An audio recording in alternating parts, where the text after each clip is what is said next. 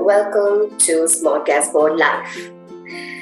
See, this video was really tough to make. I was wondering what should I talk about and what is it that I'm passionate about. Then I realized that there are different struggles during the course of the day that actually merit discussion and sharing. क्या पता किसको कब हमारे sharing से काम आए. So I decided I'll talk about the 5 a.m. routine. Okay, so this 5 a.m. routine is something that I had been looking up on the internet, specifically on YouTube for quite a while. And I ran into 2 significant people who actually spoke about this 5 a.m. routine or the 4 a.m. routine. And that had some sort of an impact on me. I started thinking about it. So one was Anita Mukherjee, who spoke about her Surya Namaskar and the 4 a.m. routine and how she really realized that it was life-changing. And the things that she did between 4 and so hour and how she planned her day after that and how productive everything had become, her eating habits had changed and so on. The other person was Rajan Singh, the CEO of Habit Strong, who strongly advocated a 5 a.m. routine. And he spoke about how it changed his entire outlook to his business, his life, and how he spent the morning hours productively journaling and thinking through the day. So I thought, why not give it a shot? After all, I had my reasons to think so. I'm a morning person in any case. I do not stay up after 6 o'clock or 6:15. On a worst day, I wake up by 7. So I thought, why not advance my waking up by an hour or 2? Let's see if it works. 4 a.m., well, seemed a little too ambitious for me. Of course, if you sleep with an intent, you do wake up at the hour are time-tested theories, but I thought I'll not take the risk. I'll set an alarm and wake up at 5 a.m. So does this work for me? Does a 5 a.m. routine work for me? The truth of the answer is, on many days it does, and on some days it fails miserably. And then I told myself, I'm not going to beat myself up for not waking up at 5 a.m. So as a result, because I've stopped putting the pressure on myself, I invariably, with an intent, wake up at 5 a.m. And as I wake up is when the alarm goes up. So well, one problem out of the way. And then what do I do? Well, as soon as you wake up, you do not look at the mobile other than for just seeing the time. If you spend more than a minute looking at the mobile, trust me, a lot of the energy gets consumed by the content that you end up seeing on the mobile. Well, smartphones are meant to benumb your mind, isn't it? So then, put it aside and start proceeding with the routine of the day. So well, soaked menthia or soaked jeera or a little bit of badam, soaked badam should do the trick for the morning. Very simple things for me because I realize I can complicate my routines. Then of course, warm water to kind of go with the combination. And then you set out on some small fitness routine. Walking, thumbs up for me. Running, thumbs up for some others. Exercise, thumbs up for some others. But do something. Keep the mind stimulated at least for 15 minutes a day. Now you may ask yourself, what if I don't do it every day? Don't beat yourself up again. My mantra, as I discovered myself and what I'm capable of, is I'm not going to beat myself up for the failures, but I'm going to celebrate the small milestones and victories that I achieve every day.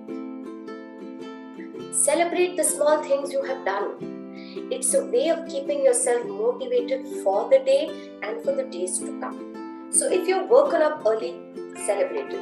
If you have finished your routines within a particular time and set out on a fitness path for the day on time, celebrate it. If you haven't done it, keep it as a reminder for the next day. But don't beat yourself up for the rest of the day. And then what do? Different people do different things after a fitness routine. Well, they come back, maybe settle down for a cup of coffee. Some more health-conscious people set out to have something which they believe is to be a detox drink, say a juice or maybe a fruit or something like that. For me, plain old coffee works. I don't go setting out very complicated routines because I feel that would eventually put me in a trap that I cannot sustain. Lifestyle should be such that it can be sustained under all circumstances irrespective of where you are. So always set yourself a routine that you can sustain. I realized this the hard way, that I have to do things realistically within a framework that I can sustain. So then decide what you want to do next. Do you want to journal, or do you want to put out a task list for the day? Or do you want to continue with other things such as finishing off the bath and then getting ready for the rest of the day? Others have different routines, cooking or setting up to have breakfast or whatever. There are others who also log in to check their mails and plan out their day, their work day, that is. Choose your poison. Choose your poison, but see if a 5 a.m. routine can work for you. It certainly worked for me so far. I'm trying to sustain it without complicating it and adding too many layers. What else can a 5 a.m. routine do for you? It can extend your working day, and it can also channelize your sleep time. Once you wake up at 5 a.m., very naturally you start deciding on a sleep time, which becomes, say, around 10 p.m. in the night, because the productive number of hours automatically get calculated. So then you decide how many hours you want to stay awake and how many hours you want to plan for your sleep. Right? It's a very simple mathematical thing that works very automatically in your mind.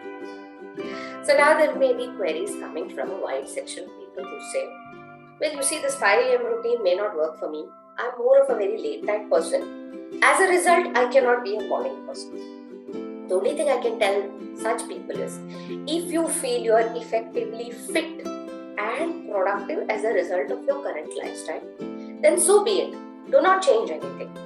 If you feel that you're doing well for yourself, physically, mentally, emotionally, and financially, keeping this existing lifestyle in place, then please do not change something just to force fit a trend or something that sounds very cool into your life. Do what works for you. If you feel the need for a change is when you try and adopt a morning routine. So this is my very friendly observation and advice to people. Do what works for you. Customize it according to your lifestyle and your needs, and then ensure that it is sustainable. If something's not going to be sustainable, then what's the point of starting it in the first place? Do not beat yourself up for something that is not happening. Set very small, realistic routines and goals for yourself. And celebrate the small victories always, because they set the motivation for the larger goals. So that's the story of my 5 a.m. routine. As I said, being a morning person, stepping back for another hour or two was not a very difficult task for me.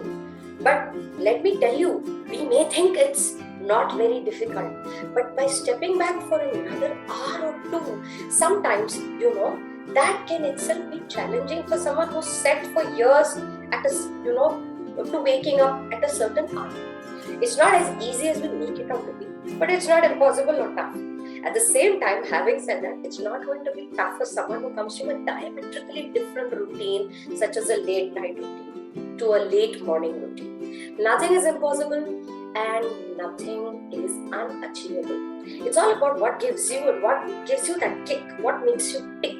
So if a 5 a.m. routine makes you tick, then don't think twice, just go for it. If you've liked this video, please like, comment, share, and also talk about what makes you tick. Is it a 5 a.m. routine? What works for you?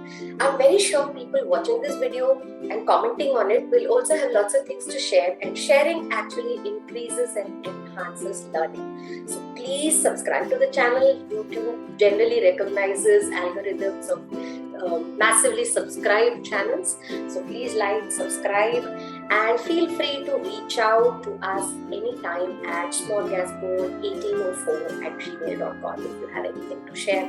And of course, the community is always active for comments. So on that note, thank you.